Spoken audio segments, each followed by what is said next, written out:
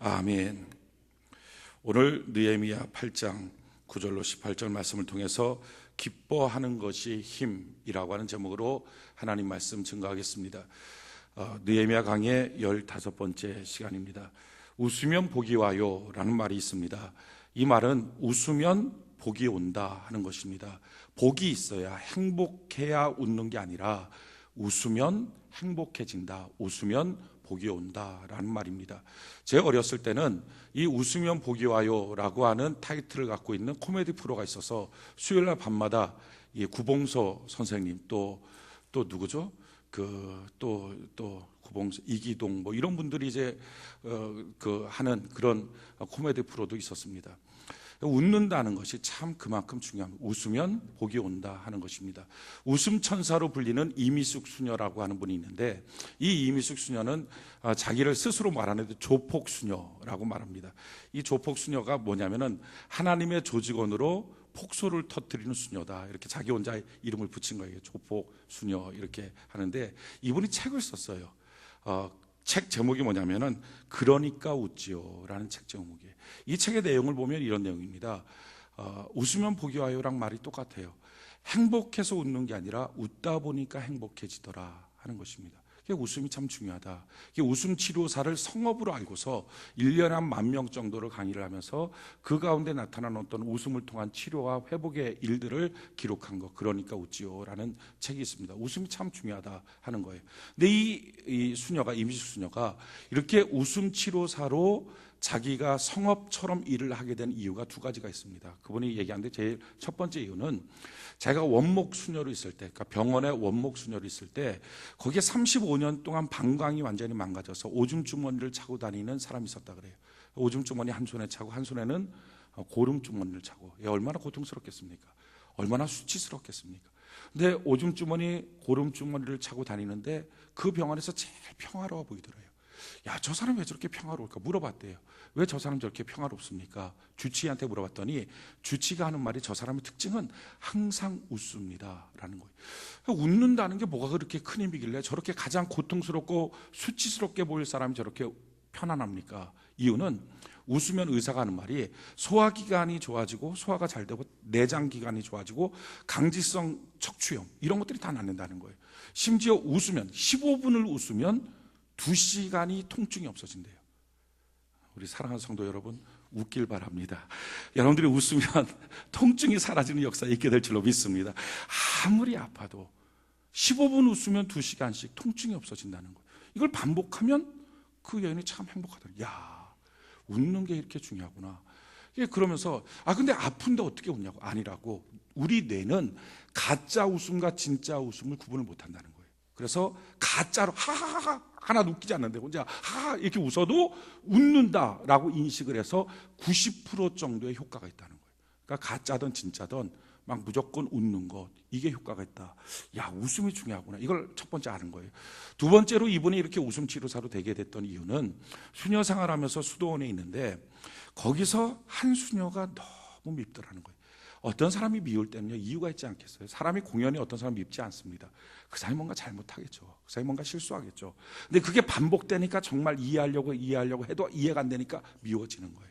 근데 미워지는데 한 수녀를 그렇게 미운데 5년 동안 밉더라는 거예요. 한 공동체 안에서 한 명을 미워하는데 5년 동안 계속 미우면, 그래서 아침에 막 기분이 좋다가도 그 수녀 보면 기분이 쭉 다운되고, 이게 못 살 노릇이죠. 그러니까 5년 동안을 너무 이렇게 괴로워하다가 누군가를 미워하는 것도 너무 큰 괴로움이죠.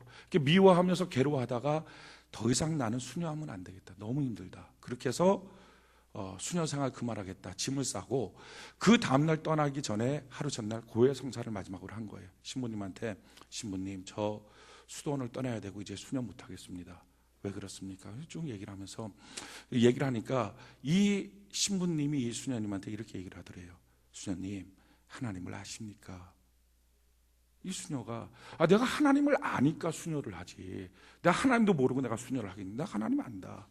근데 이 신부가 이런 말을 하더래요. 아니요, 수녀님, 수녀님은 하나님을 모르는 것 같습니다. 이 말이 충격이 된 거예요. 이 말이 그의 인생을 뒤바꿔버린 거예요. 그러고 돌아왔어요. 가만히 보니까요, 정말 자기는 하나님을 모르더래요. 하나님은 자기 자식 날마다 변화되길 원하는데 자기는 5년 동안 미움이라고 하는 곳에 고여 있는 사람이더라 하는 거예요. 여러분, 하나님 우리를 변화되길 원하세요. 우리가 기도하는 이유가 뭡니까?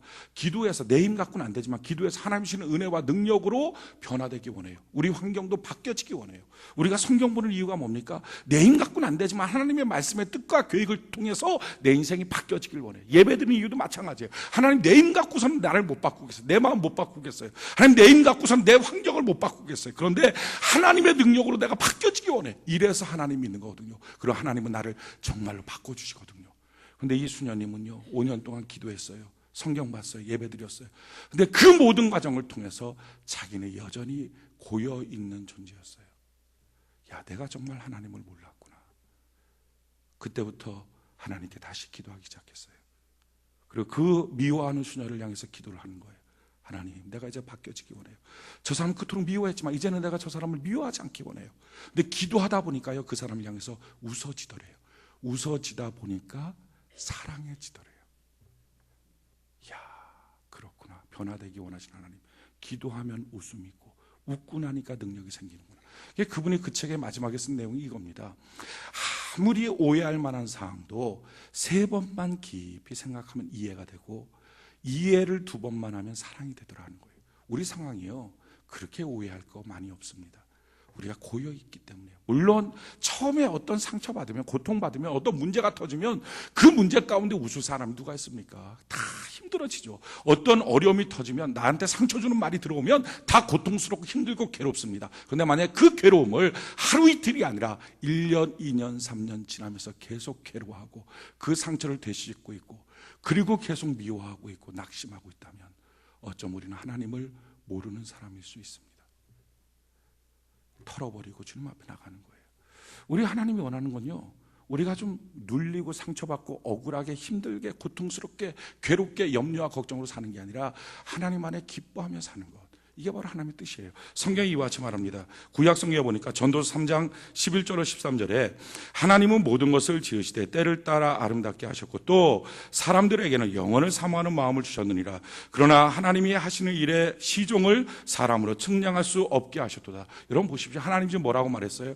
우리의 인생의 시종을 우리가 측량할 수 없다. 여러분, 그러기에 내 인생이 앞으로 어떻게 될 것이다 예측하려고 하지 마십시오. 처음부터 하나님은 사람을 만드실 때 내 인생이 앞으로 어떻게 될 것이다 예측할 수 없게 만들어 놓았다 하는 것입니다. 사람들은요, 조금만 잘 되면 앞으로 계속 잘 될 거라고 생각해요. 사업장 열면 다 잘 된다, 돈 번다. 그런데 자기의 예측대로 안 될 경우들이 많습니다. 직장 생활하면 거기서 다 행복할 것이다. 내가 저 사람 만나갖고 야, 교제하면 나는 참 행복한 사람이 될 거야. 그러나 자기의 예측대로 안 되는 경우도 많습니다. 반대로요, 내 인생 이렇게 불행해서 어떻게 살지, 이렇게 험난한 삶을 어떻게 살지, 그리고 내 인생 평생 이렇게 고생길 거야. 아니요, 예측하지 말라는 거예요. 요즘에 청소년들 자살 많이 합니다. 자살하는 청소년들의 이유는 딱 한 가지예요. 자기 인생에 자기가 지금 괴롭게 느끼고 있는 현상이 평생 갈 거라고 생각하는 거예요. 영원히 그럴 거라고 생각하는 거예요. 우리가 그 기간을 다 통과했어요. 정말 그렇습니까? 그때는 죽을 것 같은 괴로움인데요, 지나고 나서 보니까 견딜만 하고 더 좋은 일들이 얼마나 많이 있습니까? 우리 인생의 시종을 예측할 수 없는 거예요. 따라서 야, 힘들 거다, 내 인생 고달 거다 예측하지 마십시오. 앞으로 무조건 잘 될 거야, 아니요, 예측하지 마십시오. 하나님은요, 우리의 인생의 시종을 예측할 수 없도록 나를 창조하셨다는 거예요. 그러면서 하나님이 우리에게 하시는 말씀이 뭡니까? 그러면서 내 인생을 향하여 하나님이 기대하는 건 뭐예요? 어떤 일에 대한 예측이 아니라 뭐라고 말해요? 사람들이 사는 동안에 기뻐하며 선을 행하는 것보다 더 나은 것이 없는 줄을 내가 알았고 사람마다 먹고 마시는 것과 수고함으로 낙을 누리는 그것이 하나님의 선물인 줄을 또한 내가 알았도다. 뭐 하는 거예요? 내 인생에 예측하지 뭐 잘 될 거야, 무조건 안 될 거야, 괴로울 거야, 야, 차라리 이렇게 사느니 언젠까지 내가 이렇게 살겠어, 나 차라리 죽고 말 거야 하지 말고 지금 있는 이 삶 속에 먹고 마시고 즐거워하고 기뻐하는 것, 이게 하나님의 뜻이라는 거예요. 여러분, 우리 인생 기쁘게 사는 것이 바로 하나님의 뜻입니다. 신약 성경도 마찬가지예요. 사도 바울이 뭐라고 말합니까? 빌립보서 4장 4절로 7절에 보니까 주 안에서 항상 기뻐하라. 내가 다시 말하는 기뻐하라. 너희 간영을 모든 사람에게 알게 하라. 주께서 가까우시니라. 아무것도 염려하지 말고 다만 모든 일에 기도와 간구로 너희 구할 것을 감사함으로 하나님께 아뢰라. 그럼 모든 지각이 뛰어난 하나님의 평강이 그리스도 예수 안에서 너희 마음과 생각을 지키시라. 우리의 인생에 고달픈 괴로움이 있지만 그러나 주님 말에 기뻐하라. 왜 기뻐하느냐? 이 모든 것을 하나님 앞에 좀 갖다 다 털어놓고 기도가 뭐예요? 하나님 앞에 털어놓는 거예요. 그러고 나서 놓으면 후련해진다고. 그건 기뻐할 수 있다는 거예요. 제가 지난 한 주간에 읽었던 책들 중에 김길 목사님이 지은 증언이라고 하는 책을 읽었어요. 이 김길 목사님은 연배로 보면 저랑 좀 비슷한 연배인 것 같아요. 나이는 잘 모르겠는데 아무튼 비슷한 연배, 저보다 좀 어린 것 같기도 하고. 아무튼 그런데 해방 이후에 이렇게 사는 인생이 있나 생각할 정도로 고달프게 인생 살았어요. 정말 이런 험난한 인생이 있나. 그러니까 하위 1% 같아요. 우리나라 하위 1%. 찾아볼래도 찾아보기 힘든 사람. 근데 지금 이제 그렇게 하면서 하나님의 인도 가운데 목회의 길을 걸어가서 지금은 명동에서 길거리 교회를 세워갖고 목회하는 분의 증언이에요. 근데 이분이 청소년 집회를 가서 거기서 이제 집회를 하고 난 다음에 청소년들한테 이렇게 물어봤대요. 너희들이 엄마 아빠가 싸울 때 그것 때문에 마음 많이 힘들었던 사람 일어나봐라. 다 일어나더래요. 싸우지 마십시오. 애들이 모르는 것 같아도요, 문 닫고 싸워도 애들이 다 알아요. 엄마 아빠 싸울 때 마음 힘들었던 사람 다 일어난대요. 그때 왜 엄마 아빠가 싸웠는지 지금 이 시간 예수님께 그대로 말해라. 그리고 그렇게 엄마 아빠 싸울 때 너 마음이 어땠는지도 예수님께 말해라. 애들이 막 보면서 우리 아빠가 나쁜 짓 했어요. 우리 엄마가 못된 짓 했어요. 그래서 싸웠어요. 그렇게 싸울 때 내 마음이 너무 아파서 힘들었어요. 무서웠어요. 애들이 막 펑펑 울면서 예수님. 그래서 막 울면서 자기의 마음을 토하더래요. 놀라운 것은요, 그렇게 자기의 마음을 토해놓고 난 다음에요, 그들에게 임하는 성령의 기름 부음 가운데 마음의 평강이 많은데, 사람이 짐을 지면요 힘들어요. 피곤해요. 살 수 없어요. 근데 주일날 여러분들이 지금 지고 있는 그 짐들을 갖고 나서 그대로 돌아가면 피곤하지만요, 그 짐을 예배 시간에 벗어서 주님 앞에 내려놓는 거예요. 하나님, 지난 한 주간요 저 사람이 나한테 이런 말 했어요. 내 마음 너무 아팠어요. 저 사람이 나한테 이렇게 했어요. 내가 너무 괴로웠어요. 부끄러웠어요. 수치심 느꼈어요. 자존심 상했어요. 이 모든 것들, 상처들을 그냥 갖고 다니면 안 돼요. 그거 갖다가 주님 앞에 내어놓고 나면요, 그리스도의 평강이 내 마음을 주장하기 시작해요. 얼마나 행복해지는지. 우리 주님은요 기도를 우리에게 가르쳐 주셨어요. 왜요? 목적은 한 가지예요. 너가 좀 기뻤으면 좋겠다. 우리가 상처받고 아프고 짐지고 있으면 힘들다고요. 그 힘든 거 사람한테 누구한테 가서 얘기하겠어요? 근데 주님 앞에 주일날 내려놓으면 그럼 기뻐진다고요. 그리스도의 평강이 주장하고 하나님이 들어주신다고요. 갚아주신다고요. 이게 하나님의 역사예요. 우리 하나님은요 우리가 이처럼 기뻐하기를 원하십니다. 할렐루야. 우리가 우리의 가정생활에 기뻐할 수 있다면 가정이 얼마나 행복해질까요? 우리가 직장생활, 학교생활에 기뻐할 수 있다면 그것이 얼마나 문제를 해결할 수 있는 능력이 될까요? 사람들은요 성경이 말하는 기쁨뿐만 아니라 스스로가 기뻐하려고 애를 씁니다. 돈 버는 이유가 뭐예요? 돈 벌어서 기쁘려고 돈을 벌어요. 직장생활하면서 승진하기 위해서 애를 써요. 왜? 기뻐하려고. 좋은 자격증 따려고 좋은 학교 들어가려고 그러고 애를 씁니다. 공부 많이 합니다. 왜? 기뻐하려고. 좋은 사람 만나기 위해서 애를 써요. 누가 내 짝이냐 이거 찾으려고 애를 써요. 왜? 기뻐하려고. 그러니까 사람들은 다 기뻐해요. 요즘에는요 운동하러 다니고 막 자기 취미생활하고 골프 치고 낚시하고 심지어는 술 먹어요. 왜 술을 먹습니까? 기뻐하려고. 사람들은 다 기쁨을 위해서 애를 씁니다. 그런데요 이 모든 기쁨이 정말 다 우리에게 힘이 되고 능력이 되진 않아요. 많은 경우들은요 사람은 자기가 좋아하는 것들이 조금만 지나면 중독이 됩니다. 중독이 되면 자기 인생에 더 해가 돼요. 운동도 운동 중독이 되면 자기 몸에 해가 됩니다. 그게 가정을 깨트릴 수 있어요. 맨날 머릿속에 골프만 생각하고 그럼 가정 깨지기 쉬워요. 그러니까 무엇인가를 하는데 그게 자기한테 처음엔 좋아요. 술도 조금 더 먹으면 중독되죠. 그러면 자기 몸, 자기 가정을 깨트려 버려요. 그러니까 이것처럼 사람이 뭔가 자기가 좋아서 기쁘려고 하는데 조금만 선만 넘으면 중독돼요. 근데 문제는 사람이 이 선을 지킬 수 있는 능력이 없는 거예요. 이걸 지킬 수 있는 힘이 없어요. 그러니까 어디까지 하면 되고 어디를 넘어가면 중독되느냐 이걸 자기가 조절을 못해요. 그래서 조금 하다가 중독됩니다. 자기를 기쁘게 하려고 했던 모든 것들이 자기 인생을 망쳐버리고 맙니다. 정말 우리를 기쁘게 하는 것, 그리고 진짜 우리의 힘이 되는 게 뭐냐, 오늘 성경은 우리에게 그걸 가르쳐주고 있어요. 우리 10절, 느헤미야 8장 10절을 우리 같이 한번 읽어봅시다. 느헤미야, 오늘 본문 말씀 느헤미야 8장 10절, 느헤미야 8장 10절 같이 한 목소리 시작.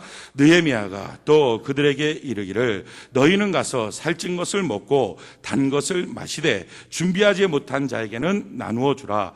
이날은 우리 주의 성일이니 근심하지 말라. 여호와로 인하여 기뻐하는 것이 너희의 힘이니라. 아멘. 자, 이 구절이 이번 주 우리 한 주간의 요절이에요. 여호와로 인하여 기뻐하는 것이 너희의 힘이다. 여호와 하나님 때문에 기뻐하는 것이 우리의 힘이 되는 줄로 믿습니다. 여호와 하나님으로 기뻐하는 것이 나의 힘이 되는 줄로 믿습니다. 여호와 하나님으로 기뻐하는 것이 여러분들의 힘이 되는 줄로 믿습니다. 이게 바로 얼마나 중요한 원리인지 몰라요. 다른 많은 기쁨의 요소가 있다. 그런데 그것이 진짜 내 인생의 힘이 되지 않을 경우가 많다. 그런데 여호와 하나님으로 기뻐하는 그 힘은 영원한 나의 힘이 된다. 그 기쁨이 내 인생을 뒤바꾸는 힘이 된다 라고 기록하는 거예요. 자, 그러면 어떻게 하는 것이 하나님을 기쁘시게 합니까? 우리가 생각할 때 하나님을 기쁘시게 하는 것이 수만 가지 수천 가지라고 생각해요. 야, 성경 전체 얼마나 뭐 전도도 하고 뭐도 하고 뭐 헌금도 드리고, 야, 이거 어떻게 다 하면서 하나님을 기쁘시게 할까? 이렇게 하는 것이 내게 힘이 된다면 그거 쫓아다니다가 내가 더 힘들겠다. 아니에요. 오늘 성경은요, 우리에게 딱 세 가지를 하나님이 기뻐하시는 것을 가르쳐줘요. 이렇게 하면 내가 기쁘다. 그리고 나를 기쁘게 하는 그 기쁨이 너희에게도 임해서 너희의 인생에 힘이 넘치게 될 것이다 라고 성경이 가르쳐줘요. 그 세 가지가 뭡니까? 오늘 제일 첫 번째 9절로 11절. 오늘 느헤미야 8장 9절로 11절, 느헤미야 8장 9절로 11절 우리 같이 한번 한 목소리 읽어봅시다. 시작. 백성이 율법의 말씀을 듣고 다 우는지라 총독 느헤미야와 제사장 겸 학사 에스라와 백성을 가르치는 레위 사람들이 모든 백성에게 이르기를 오늘은 너희의 하나님 여호와의 성일이니 슬퍼하지 말며 울지 말라 하고, 느헤미야가 또 그들에게 이르기를 너희는 가서 살찐 것을 먹고 단 것을 마시되 준비하지 못한 자에게는 나누어 주라. 이날은 우리 주의 성일이니 근심하지 말라. 여호와로 인하여 기뻐하는 것이 너희의 힘이니라 하고, 레위 사람들도 모든 백성을 정숙하게 하여 이르기를 오늘은 성일이니 마땅히 조용하고 근심하지 말라 하니. 성경에 뭐라고 말해요? 주의 성일이니, 여호와의 성일이니, 주일날이니 이것 때문에 하나님을 기뻐하라. 그러면 너의 인생 이것이 힘이 된다 하는 거예요. 제일 첫 번째, 하나님이 기뻐하는 것. 또 한 가지, 이렇게 함을 통해서 하나님이 나에게 기쁨의 능력, 힘을 주시는 것. 이게 주일 성수예요. 주일날이 뭡니까? 6일 동안 하나님이 천지를 만드시고 하루 안식하시면서 재충전하고 힘을 주시는 날, 이 날이 주일날이에요. 그래서 이 주일날을 온전하게 잘 지키는 사람이 하나님 안에서 하나님을 기쁘시게 하고 하나님의 힘을 받는다 하는 것입니다. 자, 주일날에 대해 성경이 뭐라고 말하고 있느냐? 이사야 58장 13절로 14절에 보면 만일 안식일에 내 발을 금하여 내 성일의 오락을 행하지 아니하고 안식일을 일컬어 즐거운 날이라 여호와의 성일을 존귀한 날이라 하여 이를 존귀하게 여기고 내 길로 행하지 아니하며 내 오락을 구하지 아니하며 사사로운 말을 하지 아니하며, 그러니까 안식일날 주일날에 너 스스로 딴 일 하지 마라. 너 쓸데없는 얘기들 하지 마라. 그래서 오직 이 날이 여호와의 성일이다, 기뻐하는 날이다, 감사하는 날이다 하고 하나님 앞에 나와서 하나님께 온전한 예배로 이 주일날 하루를 온전하게 드리면, 그 다음에 뭐라고 말해요? 내가 여호와 안에서 즐거움을 얻을 것이라. 내가 주일 성수하면요, 주일 성수하는 나에게 하나님이 즐거움을 주시는 거예요. 근데 그 즐거움의 내용이 뭐냐면은 내가 너를 땅의 높은 곳에 올리고 내 조상 야곱의 기업으로 땅의 높은 곳, 새로운 인생의 가치를 누릴 수 있도록 만들어주는 거예요. 이 주일 성수에 대해서 사람들이 많이 이걸 짐으로 여기는 분들이 있어요. 어떤 분들이 이렇게 말합니다. 아니, 월요일부터 토요일까지 맨 회사 가서 열심히 일하고 정신 못 차리게 일하고, 뭐 요즘에 이제 주 5일째 근무도 되긴 했지만 아무튼 6일 동안 열심히 일하고 주일날 하루, 일요일날, 아니 그날 좀 푹 쉬면 좋은데 그날 쉬지 말고 교회 나오라 그래서 아침부터 저녁까지 또 점심 먹고 가려고 그러면 가지 말고 뒷꼭지 딱 붙잡고 오후 예배 드리라 그러고 봉사하라 그러고 이거 하라 저거 하라. 아주 그냥 교회 다니는 사람 언제 쉬냐고. 월요일부터 주일날까지 하루도 쉬지 못하고 일주일 내내 힘들고 주일날 쉬려 그러면 쉬면은 괜히 죄책감 들고 와서 교회 나오라고 비가 오나 눈이 오나 끌고 다니고, 거기다가 빨간 날 공휴일 날이 있으면 공휴일 날이라도 쉬게 하는 게 아니라 5월 5일 체육대회라고 나오라고 그러고, 도대체 교회 다니는 사람 언제 가정 돌보고 언제 사냐? 이거 뭐 살 길이냐? 아주 막 하나님이 나를 미치게 만든다. 어떤 남편이 그랬다 그래. 야, 너는 그렇게 맨날 교회만 가면 도대체 너랑 나랑 만나서 레스토랑 가서 밥 한번 먹을 날이 언제 있냐? 도대체가 뭐 모든 주일날 다 가고, 게다가 빨간 날 있는 건 뭐 교회에서 이 행사 저 행사 있다가 다 가고, 그럼 언제 만나냐? 그랬더니 그 여자가 이랬다 그래요. 4월 초파일이 있잖아요. 이랬다 그래요. 대부분 교회가 4월 초파일이라 행사 안 하거든요. 4월 초파일 있잖아요. 그런데 아니에요. 우리가 생각할 때는 월요일부터 토요일까지 짐 다 지고 있다가 주일날 주일 성수라는 짐까지 또 지니까 쉴 날이 언제 있냐 생각해요. 근데 아니에요. 주일 성수라고 하는 이 짐을 짊어지면, 주일날 교회에서 예배를 드리면 하나님이 뭐라고 말해요? 내가 너를 높은 곳에 올려주겠다. 대부분의 사람들이, 교회를 안 다니는 사람들이 이렇게 삽니다.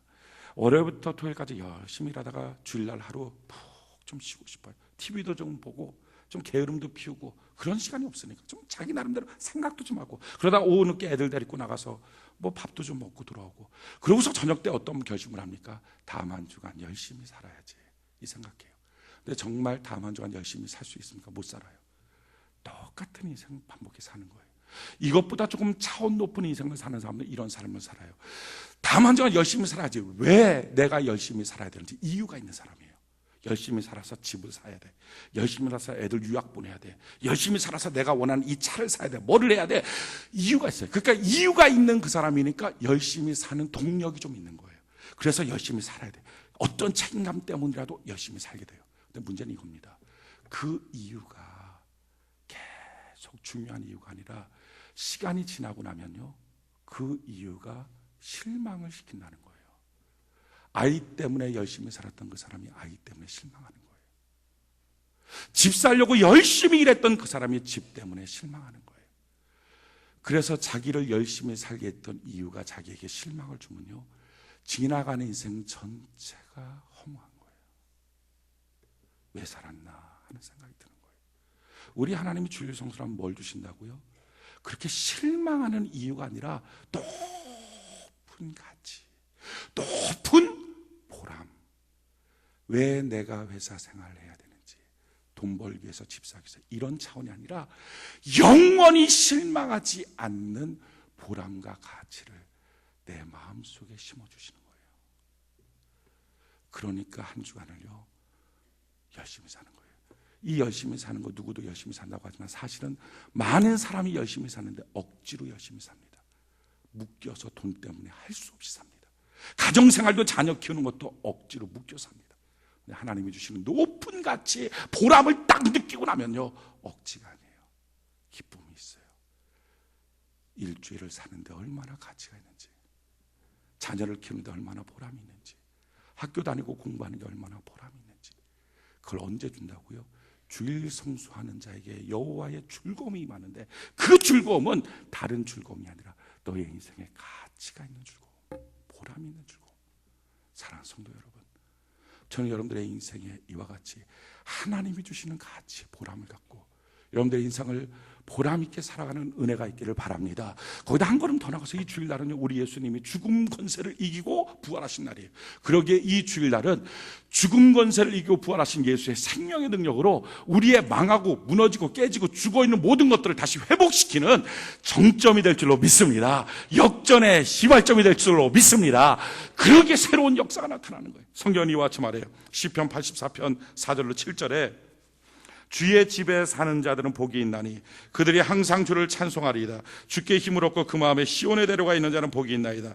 그들이 눈물 골짜기로 지나갈 때 그곳에 많은 샘이 있을 것이며 이른 비가 복을 채워주나이다. 그들은 힘을 얻고 더 나아가 시온에서 하나님 앞에 각기 나타나리이다. 여러분들이 주일날을 통해서 지나가는 한 주간에 있었던 모든 슬픔, 아픔들을 다 제거하고 다시는 이와 같은 것들에 영향받지 않는 예수의 부활의 생명의 역사가 나타나서 여러분들이 각기 하나님 앞에 영광의 존재로 쓰게 되는 은혜가 있게 될 줄로 믿습니다. 이게 주일날이에요. 그래서 주님, 내게 주일날을 주셨군요. 내게 주일날을 주셨군요. 주일날은 내 인생의 기회입니다. 주일날은 내 인생의 보람을 느끼는 하나님의 절호의 기회입니다. 그래서 이 주일날 때문에 기뻐하다가 그때 여호와 하나님이 주시는 영원히 소멸하지 않는 힘과 능력이 생긴다는 거예요. 두 번째로 하나님을 기쁘시게 하면서 우리에게 힘이 되는 것이 무엇입니까? 오늘 12절 같이 한번 읽어볼까요? 느헤미야 8장 12절. 느헤미야 8장 12절 같이 한 목소리 시작. 모든 백성이 곧 가서 먹고 마시며 나누어 주고 크게 즐거워하니 이는 그들이 그 읽어 들려준 말을 밝히 암이라. 두 번째는요, 하나님의 말씀을 밝히 알게 될 때 기쁨이 있고 힘이 있어요. 하나님의 말씀은요, 우리에게 길과 진리와 생명을 주십니다. 우리가 막막할 때 뭘 해야 될지 모를 때, 지금 이렇게 되어 있는 상황 가운데 내가 어떻게 반응해야 될까, 내가 어디로 가야 될까, 이런 거 모를 때요, 조금 더 나보다 괜찮은 사람, 내가 존경할 만한 사람이 뭔가 조언만 해줘도 힘이 됩니다. 한 50% 정도는 마음이 뚫리는 것 같아요. 그런데 그때 하나님이 내게 성경을 통하여 가르쳐 주시면 이게 얼마나 기쁜지 몰라요. 아, 주님, 이렇게 해야 되는군요. 이거였군요. 이걸 깨닫는 거예요. 그때 느껴지는 그 기쁨, 그 통쾌함, 가슴이 뻥, 내 길이 이거였군요. 이거는요, 세상이 주는 기쁨과 비교할 수 없어요. 그때부터 인생은 달라지기 시작합니다. 이런 하나님의 말씀을 밝히 안 원리, 어떻게 하면 이렇게 할 수 있습니까? 오늘 성경이 그 방법을 가르쳐주고 있어요. 12절 같이 한번 볼까요? 12절 느헤미야 8장 12절 같이 한 목소리 시작. 모든 백성이 곧 가서 먹고 마시며 나누어 주고 크게 즐거워하니 이는 그들이 그 읽어 들려준 말을 밝히 알미라. 어떻게 하라고요? 하나님의 말씀을 먹는 거예요. 그냥 듣고 아, 그런 말씀이 있구나 하면 안 돼요. 그걸 먹는 거예요. 먹고 콸콸콸콸 생수를 마시듯이 마시고, 그 다음에 어떻게 하라고요? 다른 사람과 말씀을 나누는 거예요. 이 다른 사람과 말씀을 나눌 때 그때 말씀을 밝히 하는 역사가 나타나요. 우리가 셀 모임을 갖습니다. 셀 모임을 갖는 이유는요, 말씀을 나누기 위해서 그런 거예요. 우리의 삶을 나누고 우리의 인생의 어떤 문제들을 나누고, 맞습니다. 하지만 그냥 삶과 그냥 문제만 나누면요, 얼마 안 있으면 그 모임은 의미 없는 모임이 돼요. 그 삶과 문제 가운데 역사하신 하나님이 내게 주신 말씀, 그 은혜들을 나누기 시작하다 보면요, 그게 얼마나 생명이 있는지 몰라요. 성경이 이와 같이 말합니다. 골로새서 3장 15절로 17절에 그리스도의 평강이 너희 마음을 주장하게 하라. 사랑하는 성도 여러분, 저는 여러분들 이번 한 주간에 그리스도의 평강이 여러분들의 마음을 주장하는 은혜가 있기를 바랍니다. 그리스도의 평강이 내 마음을 주장한다면 뭐가 두렵겠어요? 얼마나 든든할까요? 그런데 이렇게 그리스도의 평강이 내 마음을 주장하게 하는 원리가 뭡니까? 너희는 평강을 위하여 한 몸으로 부르심을 받았나니 너희는 또한 감사하는 자라. 제일 처음에 감사하는 거. 두 번째 뭐라고요? 그리스도의 말씀이 너희 속에 풍성히 거하여 모든 지혜로 피차 가르치며 권면하고 시와 찬송과 신령한 노래를 부르며 감사하는 마음으로 하나님을 찬양하고. 무슨 말이에요? 지금 하나님의 말씀을 피차 가르치며, 그러니까 이 설교 시간이 아니죠. 설교 시간은 저만 얘기하고 여러분들 가만히 있는 거죠. 그런데 셀 모임을 하면요, 뭐가 돼요? 같이 얘기를 하는 거예요. 저는 이런 은혜 받았어요. 그럼 상대방이 이런 은혜 받았어요. 피차 가르치는 거예요. 이렇게 피차 가르치면 어떤 역사가 있어요? 너희 속에 그리스도의 말씀이 풍성히 거하여. 이 풍성히 거하여란 말은 원어 그대로 말하면 집을 지어라는 거예요. 하나님의 말씀의 집이 내 안에 지어지고 내가 그 안에서 하는 거예요. 이게 말씀을 나누는 자들에게 주시는 하나님의 약속입니다. 이렇게 먹고 마시고 말씀의 은혜를 나누고 이러다 보면 뭐가 돼요? 하나님의 말씀을 밝히 합니다. 자, 하나님의 말씀을 밝히 알면 어떤 일들이 생길까요? 많은 사람들이 하나님의 말씀을 아는 걸 괜히 그냥 뭐 떠올리고 뭐 이런 말씀 내가 알아요, 저런 말씀 알아요, 내가 저런 설교 들어봤어요, 이게 아니라 하나님의 말씀을 밝히 알면 어떤 일들이 생기는가. 자, 13절 14절 한번 볼까요? 13절 14절 13절 14절 같이 한 목소리 시작. 그 이튿날 뭇 백성의 족장들과 제사장들과 레위 사람들이 율법의 말씀을 밝히 알고자 하여 학사 에스라에게 모여서 율법에 기록된 바를 본즉 여호와께서 모세를 통하여 명령하시기를 이스라엘 자손은 일곱째 달 절기에 초막에서 거할지니라. 자, 보십시오. 이들이 하나님의 말씀을 밝히 알게 됐어요. 그랬더니 어떻게 됩니까? 초막절을 발견했어요. 이들은 유대인들입니다. 유대인들은 성경에 대해서 정통해요. 우리보다 훨씬 더 성경을 알아요. 그렇게 많이 알았지만 성경에 이런 초막절이 있는 걸 몰랐어요. 우리가 하나님의 말씀을 밝히 알면 어떤 역사가 있냐면 이런 거예요. 어느 날 성경에 이런 말씀이 있었네? 이게 발견되는 거예요. 이렇게 자기가 전혀 몰랐던 것, 생각하지 못했던 것. 그러니까 설교 시간에 듣고 그런 말씀, 맨날 들어왔던 말씀, 졸다깨다 이러면서 들어왔던 말씀, 그냥 습관적으로 들었던 말씀, 그게 아니라 하나님의 말씀을 먹고 마시고 나누다 보면 하나님의 말씀에 대한 눈이 띄어지는데, 눈이 띄어지는 순간에 어느 날 성경을 딱 읽다 보면, 야, 이런 말씀이 있었네. 야, 내가 성경을 여러 번 봐도 이런 말씀 있는 거 못 봤는데, 야, 이게 보이는 거예요. 그게 보이면 순종할 수 있어요. 하나님의 말씀은요, 그냥 대충 들었다고 해서 순종이 되지 않습니다. 자기 주관이 있어요. 자기 고집이 있어요. 그러니까 어느 정도 사람이 고집이 세냐, 자기가 하고 싶은 게 있는데 자꾸 설교 시간에 그러면요, 그냥 설교 자체를 듣고 싶지가 않아요. 그러니까 뭐 이 교회에 있다가 저 교회에 있다, 다른 교회 없어, 뭐 좀 더 재미나게 얘기하는 교회 없어, 막 이러면서 다니는 그 내용의 핵심은 자기가 원하는 무엇인가 있는데, 자꾸 그게 아니야 이런 얘기를 자꾸 설교 시간에 들으면 싫은 거예요. 이만큼 사람은 고집이 있습니다. 성경에 나와 있어도 자기 뜻과 다르면 고집이 있어요. 그런데 이만큼 그러기에 들었다고 해서 순종하지 않습니다. 사람이 언제부터 순종이 되느냐, 자기가 성경 안에서 이런 일이 있네, 이런 내용이 있었네, 야, 이런 말씀이 있었네, 발견하면 순종이 돼요. 순종을 하면 태도가 바뀌고, 태도가 바뀌면 습관이 바뀌고, 습관이 바뀌면 인생이 바뀝니다. 자기의 인생의 변화를 통해 느껴지는 그 기쁨, 하나님의 말씀 앞에 순종하며 느껴지는 그 감격, 이거는요, 인생 문제 다 해결하고 남을 만큼의 힘이 있습니다.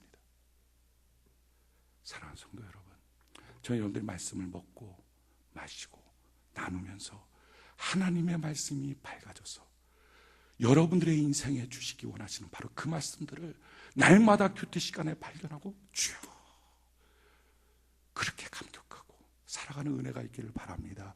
제가요, 자랑하는 게 아니지만요, 30살에 성령 하나님 만나고 그날부터 성경 읽는데 미쳐버린 사람이에요.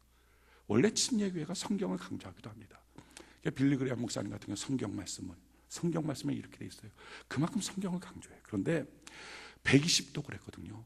근데 120독을 했으면 웬만큼 성경 외웁니다. 이제 제가 눈이 안 좋아갖고 성경 글씨가 잘 안 보여요. 그런데 거의 틀림없이 읽잖아요. 외워버리는 거예요, 성경을. 그런데요, 그런 저에게도 날마다 새벽마다 큐티하면요, 이 말씀이 있었네, 얼마나 온몸에 소름이 돋을 만큼의 전율이 있으며 기쁘고 감격이 있는지 몰라. 길을 보는 거예요. 거기서 이렇게 하면 되겠구나, 이렇게 가야 되겠구나, 내가 이렇게 말해야 되겠구나, 이게 나오는 거예요. 그 힘은요, 그 기쁨은요, 세상의 기쁨을 초월합니다. 오늘 저는 여러분들이 말씀을 통해 주시는 하나님의 이 기쁨을 누릴 수 있는 은혜가 있기를 바랍니다. 이것 때문에 예배 시간에 들으십시오. 들으면서 먹으십시오. 마십시오. 그리고 셀 예배를 통해서 같이 나누십시오. 그때부터 어느 순간부터 말씀에 밝아지는 역사가 나타나요. 세 번째, 우리가 하나님을 기쁘시게 하면서 하나님이 우리에게 주시는 기쁨의 능력, 그것은 뭡니까? 오늘 15절부터 18절까지 느헤미야 8장 15절부터 18절까지 우리 같이 한번 한 목소리 읽어봅시다. 시작.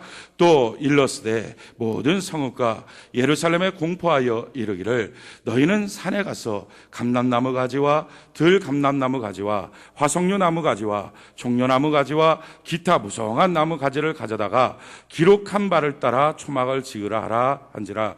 백성이 이에 나가서 나뭇가지를 가져다가 혹은 지붕 위에 혹은 뜰 안에 혹은 하나님의 전뜰에 혹은 숨은 광장에 혹은 에브라임 문 광장에 초막을 짓되 사로잡혔다가 돌아온 회중이 다 초막을 짓고 그 안에서 거하니 눈의 아들 여호수아 때로부터 그날까지 이스라엘 자손이 이같이 행한 일이 없었으므로 이에 크게 기뻐하며 에스라는 첫날부터 끝날까지 날마다 하나님의 율법책을 낭독하고 무리가 이래 동안 절기를 지키고 8째 날에 규례를 따라 성회를 열었느니라.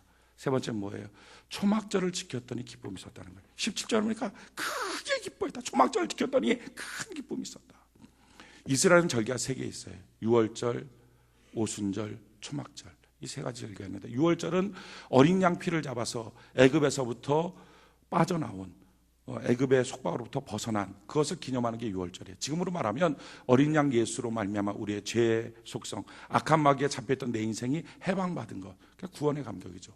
오순절은 첫 열매가 드려질 때의 기쁨이에요. 첫 열매처럼 세상에 살던 내가 하나님의 첫 열매, 성령의 기름 부음으로 첫 열매된 성령의 임재, 이게 바로 오순절, 오늘의 표현이에요. 세 번째 초막절은요, 예수 그리스도의 재림입니다.